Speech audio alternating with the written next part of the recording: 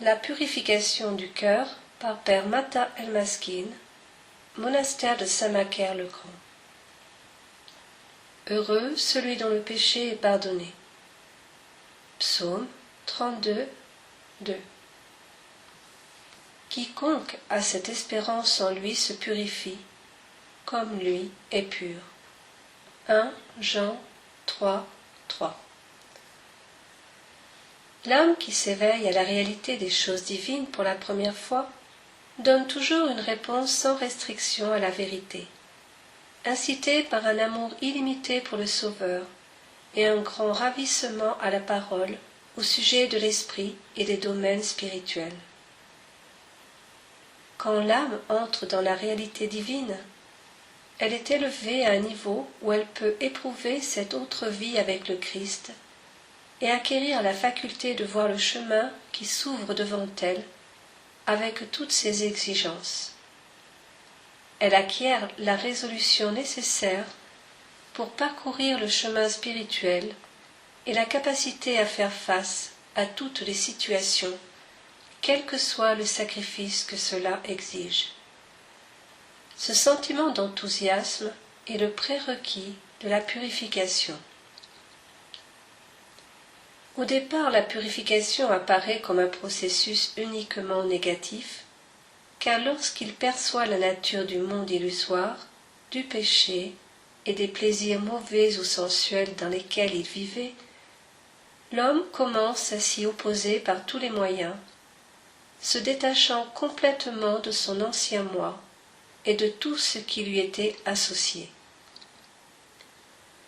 Ce qui l'aide à prendre cette attitude contre le moi, au commencement du processus de purification, c'est la connaissance de ces deux aspects. La connaissance de la vérité en la personne de Jésus-Christ, l'image idéale de conduite pure et sainte, et la connaissance du moi, trompeur, mensonger, esclave des erreurs, des fautes et des faux idéaux. L'homme alors ne blâme plus le monde ou les autres, car il a vérifié que la source de l'imperfection et de la corruption se trouve également en lui. L'âme ne peut éviter de reconnaître les ténèbres de sa propre réalité, lorsqu'elle se tient devant la lumière de la vérité qui émane de la face de Jésus-Christ, et se concentre intérieurement sur elle. Car le Dieu qui a dit « Du sein des ténèbres brillera la lumière » a brillé dans notre cœur, pour que resplendisse la connaissance de la gloire de Dieu sur le visage du Christ. 2 Corinthiens 4, 6. Dès le moment où l'âme réalise combien elle est fausse et corrompue, et accepte réellement la pleine responsabilité de ses erreurs et de ses fautes, l'étape positive de purification débute. L'âme commence à être éclairée par la connaissance du Christ et s'avance vers la lumière avec une nouvelle aisance. C'est l'œuvre de la grâce. Quand l'âme commence à cheminer vers la lumière, elle se sent de moins en moins appesantie par les entraves et les chaînes qui l'asservissaient au monde. Elle commence à terriblement suffoquer dans l'étroite prison dans laquelle elle est enfermée par sa propre volonté.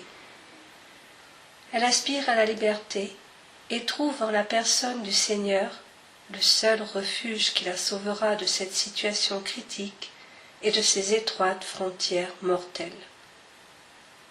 Chaque élan vers le Christ édifie l'empire de la vérité, de la lumière et de la vie, et ne peut prendre place que dans deux conditions.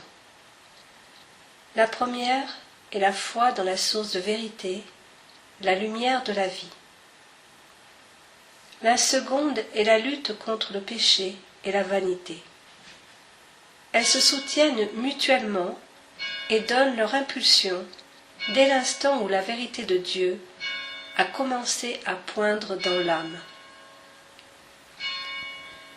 La perception qu'a l'âme de sa véritable condition à la lumière de la face du Christ et sa capacité à charger sur elle-même toute la responsabilité de sa corruption, de sa faiblesse et de son péché, viennent de l'acceptation des circonstances adverses comme étant la providence de Dieu, qui prend soin de sa libération et de sa purification. Tout ceci imprègne l'âme d'une véritable humilité et douceur. L'infusion de l'âme par une humilité authentique est un trait immanquable du processus de purification, et c'est une preuve certaine et vivante qu'elle acquiert sa purification par une vision et une soumission constante à la source de vérité. Car la lumière de la vérité révèle en permanence la faiblesse de l'âme et la rend toujours humble. C'est pourquoi garder constamment en vue la personne du Seigneur Jésus-Christ et dénuer son âme à la lumière du Verbe est l'assurance que l'âme sera lavée de son orgueil. À chaque fois que prend place une rencontre authentique entre la vérité du Christ, l'Évangile et l'âme, celle-ci est emplie de détresse et de souffrance à cause de son état, et elle acquiert la détermination de se repentir activement et avec énergie.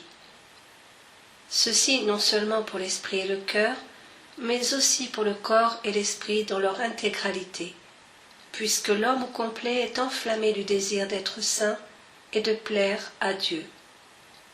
Quand ce sentiment domine l'homme et le rend véritablement conscient du besoin d'être saint afin de satisfaire la sainteté du Christ, il est incité à entreprendre les formes d'ascèse les plus ardues et rudes en termes d'aspiration spirituelle. Vœux, renoncement, pauvreté et toutes les œuvres difficiles d'ascétisme. Ce désir ardent de sainteté qui jaillit d'un cœur brûlant d'amour pour la personne du Christ fait mourir tous les désirs et les plaisirs de la vie terrestre, dans le cœur, au regard et dans l'essence de l'homme.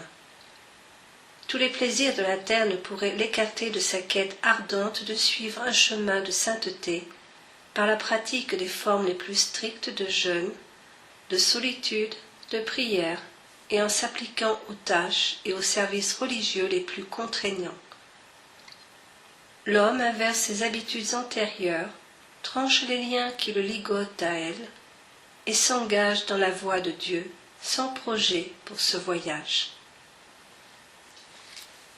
Cette ferveur inextinguible qui habite l'esprit pendant la période de purification entraîne des œuvres qui paraissent incroyables ou surhumaines pour ceux qui n'ont pas été gagnés par la même flamme, à tel point qu'ils pensent qu'elles ne sont pas réellement entreprises.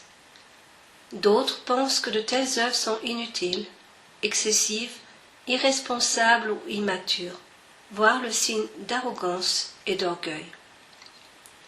En fait, ceux qui entreprennent ces choses ne le font pas en se prétendant saints. Ils ne le font pas non plus par calcul, ni pour une sorte d'entraînement spirituel, et pas pour paraître non plus. C'est plutôt l'expression inéluctable d'une incitation intérieure et d'une ferveur qu'ils ne peuvent réprimer ou repousser.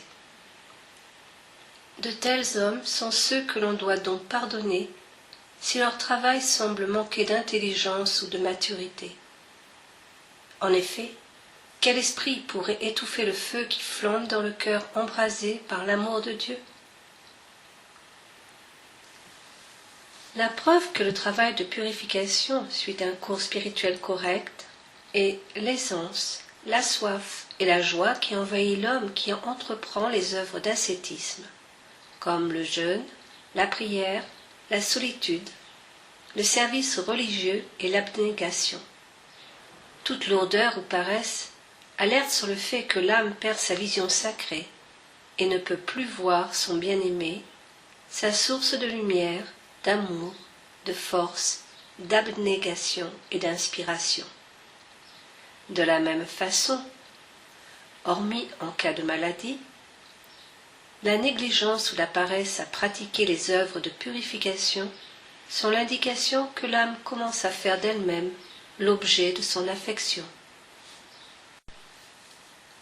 Ceci ne signifie pas que la vie de purification n'est que joie, lumière et vision. Elle est sujette aux chutes, quand l'âme se détourne vers elle-même et souffre de la séparation d'avec Dieu et de l'obscurité. Il y a des jours de sécheresse, d'anxiété suffocante, quand l'âme se découvre et voit qu'elle est poussière, rien et sans valeur. Elle est alors opprimée par une amère souffrance, en particulier pendant les longues absences de Dieu. Quoique l'amour trouve de la douceur, même en l'absence du bien-aimé. De manière identique, il y a des âmes qui, même au sommet de leur ferveur et de leur force ascétique, ont tendance à la tristesse et à la dépression, car elles contemplent sans cesse leurs défauts. Un tel homme semble morose, toujours soupirant et gémissant. Il ne s'agit pas de l'esprit de désespoir, ni de la perte de la certitude du salut. C'est plutôt qu'un flot d'amour divin expulse même les sensations agréables. L'âme est impuissante, réduite à considérer sans répit ses propres défauts et ses grandes faiblesses.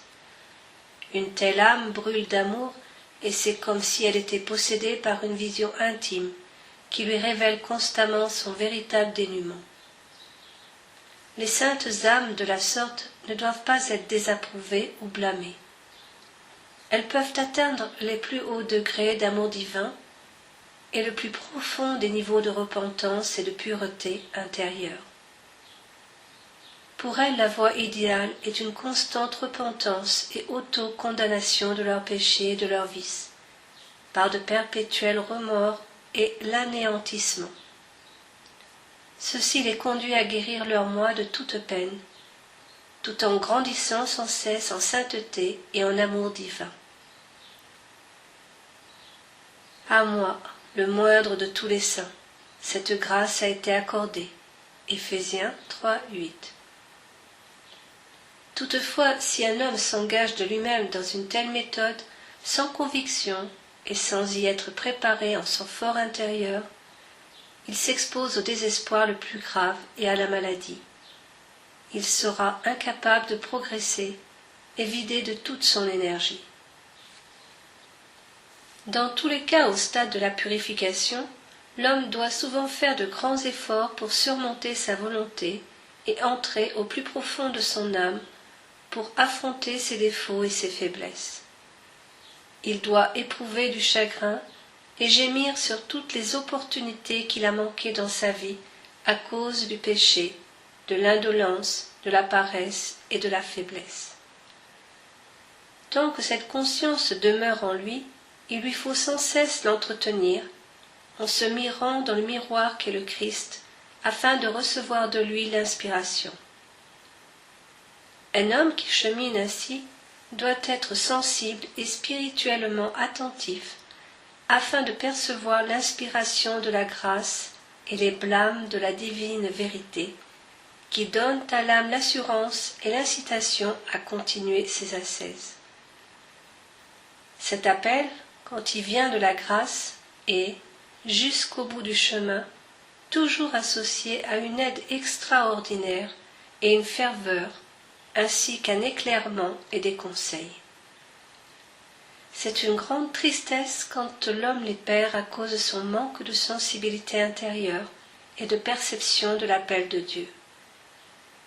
Car l'œuvre que l'homme attire sur lui le met dans le besoin de cette aide et de ce pouvoir. C'est pourquoi l'homme qui commence avec ses seules forces doit toujours se forcer et guerroyer amèrement pour poursuivre.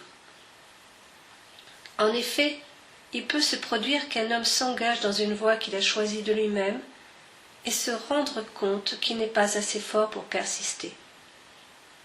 Tandis que l'incitation de la grâce et l'appel du Christ à la voie sainte portent en eux la puissance. Si nous considérons avec un regard humain les ascèses entreprises par les saints et ce qu'ils ont subi comme purification, nous sommes saisis d'effroi et de malaise en pensant que nous ne sommes disposés pour aucune d'elles.